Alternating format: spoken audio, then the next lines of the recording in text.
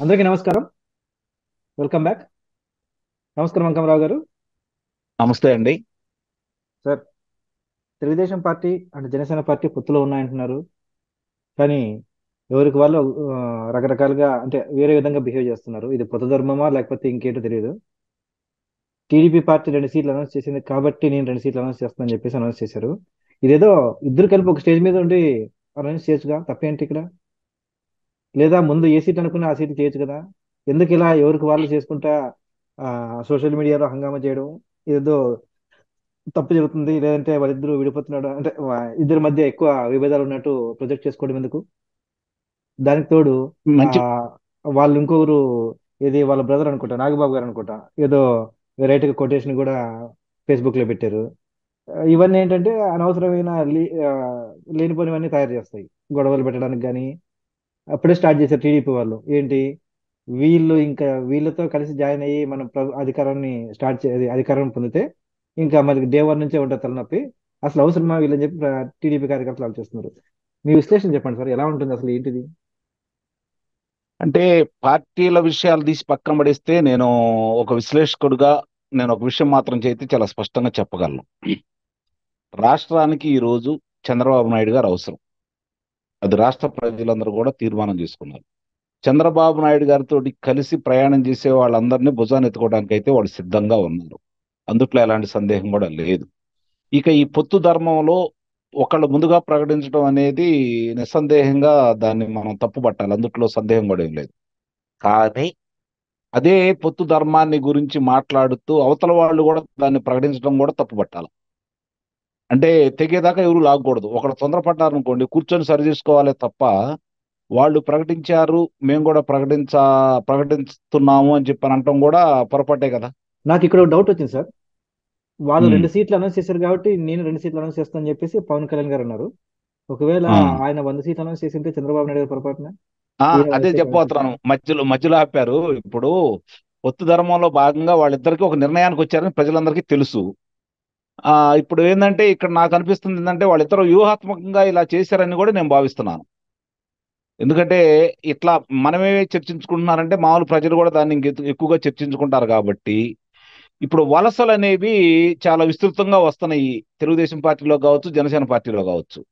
ఇప్పుడు తెలుగుదేశం పార్టీలో మీకు ఇంకా లేదు, అవకాశం లేదు, మీరు శాసనసభ్యులుగా కావచ్చు, లోక్సభ సభ్యులుగా కావచ్చు అని చెప్పని వీళ్ళు కొన్ని ద్వారాలు మూసేయటం వల్ల కొంతమందికి ప్రత్యామ్నాయంగా జనసేన పార్టీ కనపడతా ఉంది. ఇప్పుడు వాళ్ళందరూ వాళ్ళ దగ్గరికి వెళ్ళారనుకోండి, శాసనసభ్యులు కాబట్టి, లోక్సభ సభ్యులు కాబట్టి జనసేన పార్టీ మీద చాలా ఒత్తిడి ఉంటుంది, పవన్ కళ్యాణ్ గారి మీద ఒత్తిడి ఉంటుంది. ముందుగా అనుకున్న ఒప్పందం ప్రకారం ఎక్కువ సీట్లు ఆశించడం కూడా జరిగిద్ది వాళ్ళు. నిస్సందేహంగా ఇప్పుడు వాళ్ళకి ఎక్కువ మంది నాయకులు వచ్చినప్పుడు వాళ్ళు కూడా ఆశపడతారు కదా. అలాగే వాళ్ళ క్యాడర్ ఇప్పుడు ఎలా ఉంది అంటే వాళ్ళ శ్రేణులందరూ కూడా పవన్ కళ్యాణ్ గారిని ముఖ్యమంత్రిగా చూడాలని చాలా బలంగా నమ్ముతున్నారు వాళ్ళు. నిస్సందేహంగా ఉండొచ్చు. ఏ పార్టీకైనా అంతిమంగా లక్ష్యం ఏంటంటే రాజకీయాల్లోకి వచ్చిన తర్వాత అధికారమే పరమావధి. అందుట్లో సందేహం కూడా ఏం లేదు. కానీ తన యొక్క ఒక శ్రేణుల యొక్క ఉత్సాహం, తన బలాన్ని అంచనా వేసుకొని ముందుకెళ్తా ఉంటారు.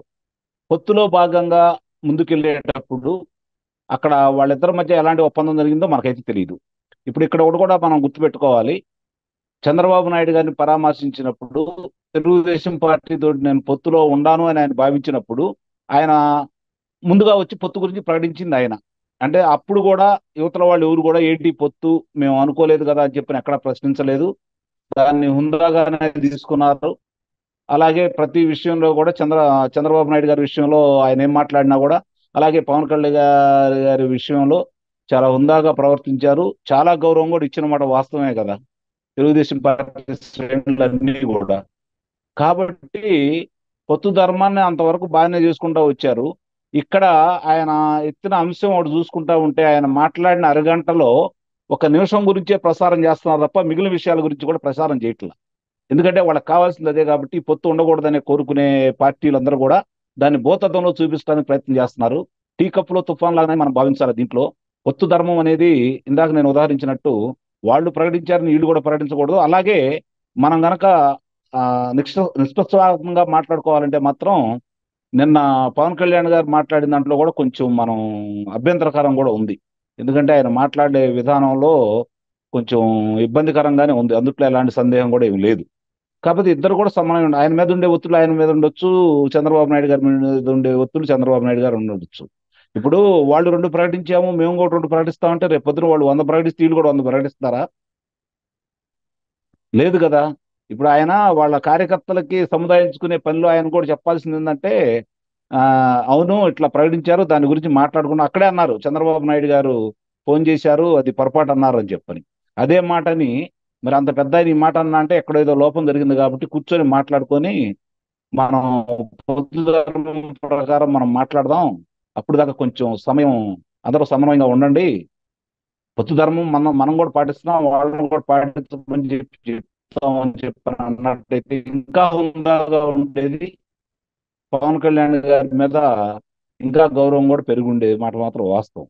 ఇక్కడ ఒకళ్ళు తప్పు చేశారని చేసినప్పుడు మీ హుందాతనం లేనట్టే కదా ఇక్కడ. కింద మీరు అన్నారు నాగబాబు గారు ఉదంతం కూడా. ఇవన్నీ కూడా సహజంగా ఏంటంటే వాళ్ళు నాగబాబు గారు లాంటి వ్యక్తి మాట్లాడాడంటే దానికి నిస్సందేహంగా జనం కూడా ఒక అది పవన్ కళ్యాణ్ గారే మాట్లాడారు అనే భావన వస్తుంది. ఇప్పుడు లోకేష్ బాబు గారు మాట్లాడితే ఎంత బాధపడ్డారో నాగబాబు గారు మాట్లాడినా కూడా అంతే బాధపడతారు కదా. కాబట్టి ఇక్కడ ఎవరైనా సరే పొత్తు ధర్మంలో ఉన్నప్పుడు అధినాయకుడు మాట్లాడేంత వరకు పరపచ్చలు లేకుండా చూసుకోవాల్సిన బాధ్యత శ్రేణుల మీద ఉంటుంది. శ్రేణులు అదుపు తప్పినప్పుడు దాన్ని దారిలో తీసుకురావాల్సిన బాధ్యత అధినాయకుడి మీద ఉంటుంది. ఇవన్నీ కూడా సమన్వయంతో ముందుకెళ్ళేది. ఒకటి మాత్రం చాలా స్పష్టం అండి శ్రీని గారు, ఈ రోజు జరుగుతున్న పరిణామాలు అనేవి రాష్ట్రానికి అంత మంచిదైతే కాదు. ఎందుకంటే ఇప్పుడు అవతల వ్యక్తిని ఓడించడం గొప్ప విషయం కాదు ఇక్కడ. తెలుగుదేశం పార్టీ ఈ రోజు అధికారంలో రావడానికి కావాల్సినంత ప్రజాబలం తెలుగుదేశం పార్టీకి కూడా ఉంది. అలాగే జనసేన పార్టీ గత ఎన్నికలతో పోల్చుకుంటే తన బలం కూడా పుంజుకుంది, సందేహం కూడా లేదు. ఇద్దరు కలిసి ఈ రోజు ముందుకెళ్తే తిరిగి కోలుకోలేని విధంగా, అంటే వైఎస్ఆర్సీపీ పార్టీ అభిప్రాయం ఉండకూడదని కూడా ప్రజల అభిప్రాయం. ఇలాంటి చిన్న పరపతులు వచ్చినప్పుడు కొంతమంది ఆవేశంలో ఉండేవాళ్ళు, అలాగే పవన్ కళ్యాణ్ గారు ముఖ్యమంత్రి కావాలని కోరుకునే వాళ్ళు కూడా కొంత ఆ ఒక్క ఓటు కూడా పక్కెళ్లకుండా ఉండాలి అంటే ఇద్దరు సమన్వయంతో వెళ్ళాలి. చాలా విస్పష్టంగా, అంటే నా ఉద్దేశం ప్రకారం కొన్ని అంటే పీఠముడి ఉన్నటువంటి నియోజకవర్గాలను వదిలేసి ఇద్దరు కలిసి కనీసం ఒక 50-60 నియోజకవర్గాలన్నా ఇద్దరు కలిసి కూర్చొని కనుక ప్రకటిస్తే ఈ గందరగోళానికి తెరపడుతుంది అనేది అయితే నా భావన. ధన్యవాదాలు సార్. మరి ఇలా అంటే ఆదిలోనే హంసబాద్ లాగా ఇలా చిన్న చిన్న పొరపాట్లు జరగకుండా. అంటే ఇది టీ కప్పుల తుఫాన్ అనే భావిస్తున్నానండి. ఇప్పుడు పవన్ కళ్యాణ్ గారు కూడా ఒకటే మాట మీద ఉన్నారు కాబట్టి ఆహా. ఇప్పుడు వీళ్ళందరూ కూడా ఇప్పుడు ఏంటంటే ఈ పొత్తుని చెడగొట్టాలని విశ్వ ప్రయత్నం చేసే వాళ్ళల్లో ప్రస్తుతం అధికార పార్టీ పైన ఉన్నటువంటి కేంద్ర ప్రభుత్వం అనేది చాలా స్పష్టం. ఇప్పుడు ఇప్పుడు కూడా ఇప్పుడు జనం కూడా అభిప్రాయపడటానికి ఒక ఆధారం ఏంటంటే నేను ఇంకా ఎన్డీఏతో పొత్తులో ఉన్నాను అని చెప్పని పవన్ కళ్యాణ్ గారు ఇప్పటికీ ప్రకటిస్తానే ఉన్నారు, వాళ్ళ శ్రేణులు కూడా ప్రకటిస్తానే ఉన్నాయి. కాబట్టి పొత్తులో తెలుగుదేశం పార్టీ లేదు కదా ఎన్డీఏలో, ఎలా సాధ్యమవుతుంది అనేది కొంచెం ఇబ్బందికరమైన పరిణామాలే. దాన్ని దృష్టిలో పెట్టుకుని మిగిలిన వాళ్ళు మాట్లాడే అవకాశం కలుగుతుంది. దీని విషయంలో కూడా పవన్ కళ్యాణ్ గారు ఓ స్పష్టత ఇస్తే ఇంకా బాగుంటుంది. దాన్ని బట్టే ముందుకెళ్తారని చెప్పని అయితే నేను భావిస్తున్నాను. ఒకటి చెప్పండి సార్, తెలంగాణలో కేవలం 9 సీట్లు తీసుకున్నారు, అక్కడ బీజేపీ ఇస్తే ఏం మాట్లాడలేదు. పైగా పవన్ కళ్యాణ్ గారు వాళ్ళ పార్టీ పోటీ చేస్తున్న చోటు కాకుండా మిగతా చోట్ల ప్రచారం చేశారు. వాళ్ళ అభ్యర్థులను గెలిపించుకోవాల్సిన అవసరం ఆయనకు లేదు అప్పట్లో. అదేనండి, ఇప్పుడు కూడా ప్రజలకు ఇంకా అనుమానం ఉంది భారతీయ జనతా పార్టీ చేతుల్లో పవన్ కళ్యాణ్ గారు ఉన్నారు అని చెప్పని. కాకపోతే ఏంటంటే ఆయన ఒకే ఒక్క మాట మాట్లాడుతున్నారు కాబట్టి ప్రజలు కూడా విశ్వసిస్తున్నారు. ఆంధ్ర రాష్ట్రంలో మంచి ప్రభుత్వం రావాలి, ఈ రాక్షస పాలన పోవాలి, దానికి నేను ఈ పొత్తులో భాగంగా ముందుకెళ్తున్నాం అని చెప్పి అంటున్నారు. కాబట్టి ప్రజలు ఈ రోజు చంద్రబాబు నాయుడు గారిని కోరుకుంటున్నారు. చంద్రబాబు నాయుడు గారు అంటే ఎవరు ఉంటే వాళ్ళకి బ్రహ్మరథం పడతారు, అందుట్లో సందేహం కూడా ఏమి లేదు. దాన్ని దృష్టిలో పెట్టుకునే ఈ పొత్తులో భాగంగా ముందుకెళ్తే తప్ప ఈ ఇప్పుడే ఇది రావడం కూడా మంచి పరిణామమే నా ఉద్దేశంలో. అయితే ఇప్పుడే ఒక నిర్ణయానికి వచ్చేసి వాళ్ళు ఓ స్పష్టమైన ప్రకటన చేస్తే ఇంకా ఎన్నికలు ఒక 100 రోజుల్లో ఉన్నాయని చెప్పి అందరూ భావిస్తున్నారు. కాబట్టి ఇప్పుడే ఏదన్నా ఉంటే పటాపంచలు అయిపోతాయి. కాబట్టి ఇప్పుడు జరిగిందైతే మంచి పరిణామంగానే నేను భావిస్తున్నాను. దీని గురించి పెద్దగా ఆందోళన చెందాల్సిన అవసరమే లేదు. అప్పుడప్పుడు ఎన్నికల ముందు విచ్ఛిన్నం అయితే దాని ప్రభావం కొంచెం ఎక్కువగా ఉంటుంది. ఇప్పుడు కనుక ఏదన్నా తేడా పడదని నేను అనుకుంటున్నాను. ఇద్దరు కూడా కలిసి ప్రయాణం చేస్తారని నేను భావిస్తున్నాను. ఎందుకంటే ఇప్పుడు త్యాగం చేయాల్సిన తెలుగుదేశం పార్టీ కాబట్టి వాళ్ళు సిద్ధంగానే ఉన్నారు. కాబట్టి వాళ్ళు ఒక మెట్టు చంద్రబాబు నాయుడు లాంటి వ్యక్తి ఒక మెట్టు కింద దిగి వచ్చేసి వీళ్ళతోటి కలిసి ప్రయాణం చేయాలనుకుంటున్నారు. అలాగే పవన్ కళ్యాణ్ గారు కూడా తన బలం పెరిగిందని భావిస్తున్నారు. కాబట్టి దాని తగ్గ స్థాయిలోనే ఇద్దరు కలిసి కూర్చొని మాట్లాడుకొని, ఇందాక నేను ఉదాహరించినట్లు ముందుగా ఒక 50-60 స్థానాల్లో ఇద్దరు కలిసి స్పష్టంగా ప్రకటిస్తే ప్రజల్లో కూడా గందరగోళం లేకుండా పోతుంది. ఇప్పుడు జరుగుతున్న ఒక మంచి పరిణామం ఏంటంటే అయ్యారాములు గైరాములు వచ్చి ఈ పార్టీలో చేరకుండా ఉంటారు. ఎందుకంటే ఈ పొత్తు ఉంటేనే వాళ్ళు గెలుస్తారని భావిస్తున్నారు కాబట్టి, పొత్తు లేకపోయినప్పుడు అప్పుడు ఆ పార్టీలోకి ఎంతమంది వెళ్తారు, ఈ పార్టీలోకి ఎంతమంది వెళ్తారు, వాళ్ళు ఎవరెవరు వస్తారనేది కూడా తెలిసిపోయింది కాబట్టి వాళ్ళు ఏ ఏ విషయాన్ని తొందరగా స్పష్టతగా ముందుకు వస్తే ఇంకా బాగుంటుంది అనేది అయితే నా అభిప్రాయం.